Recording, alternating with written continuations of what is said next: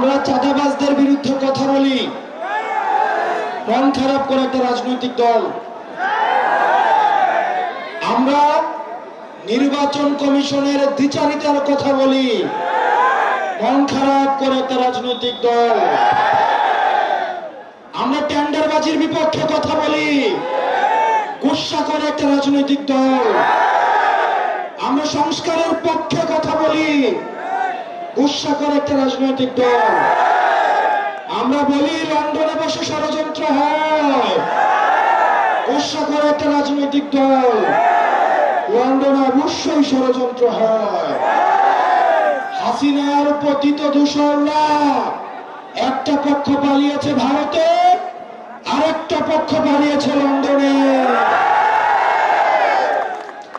সুতরাং যারা ফেসিবাদ বিরোধী রাজনৈতিক দলে যারা আছেন, আপনারা গুসা করেন না। চাঁদাবাজ যদি আপনারা না হন, আপনাদের গায়ে তো লাগার কথা না। টেন্ডারবাজ যদি না হন, আপনাদের গায়ে তো লাগার কথা না। আপনারা কি সংস্কারের বিরোধী অবস্থান নিয়েছেন? যদি গুসা করেন তাহলে ধরে নিব আপনারাই সংস্কারে বাধা দিচ্ছেন। প্রিয় তরুণ প্রজন্ম, এখানে আমার যে ভাইয়েরা উপস্থিত হয়েছেন, পরবর্তী বাংলাদেশ আমাদেরকে বিনির্মাণ করতে হবে। পরবর্তী বাংলাদেশ আমাদের সাকিব শাহরিয়ার ভাইরা করবে। পরবর্তী বাংলাদেশ খালেদ সাইফুল্লাহ ভাইরা করবে, ভাইরা করবে। তাদেরকে শক্তিশালী করতে হবে। ভারতে বসে, লন্ডনে বসে আওয়ামী লীগের পতিত দূষণরা এখনো পর্যন্ত ষড়যন্ত্র করে যাচ্ছে। আমাদের সংস্কার কার্যক্রম হতেই হবে।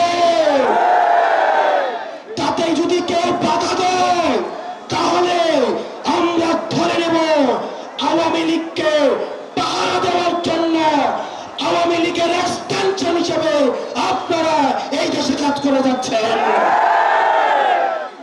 প্রিয় যশোরবাসী, ৭১ সর্বপ্রথম যে জায়গাটা স্বাধীন হয়েছে সেটা হচ্ছে যশোর।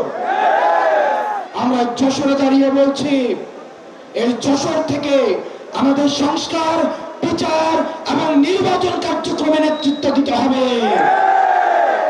অত্যন্ত সুপরিকল্পিত ভাবে এনসিপি কে নির্বাচন বিরোধী বানিয়ে দেওয়া হচ্ছে।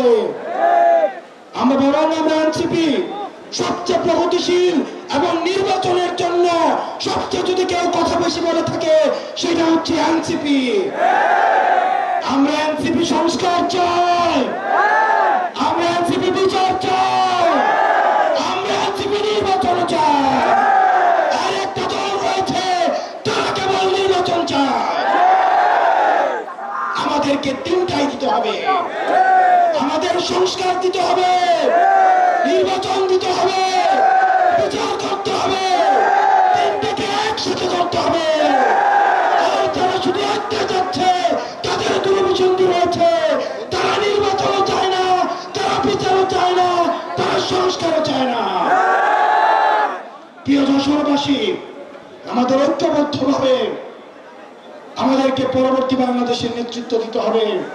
পরবর্তী যে এই সংকটগুলো ঘনীভূত হচ্ছে সেগুলোতে আমাদের একসাথে লড়াই করতে হবে। আমরা সে লড়াইয়ের জন্য প্রস্তুত আছি। আলেম সমাজ প্রস্তুত আছে। ইনকিলাব ইনকিলাব।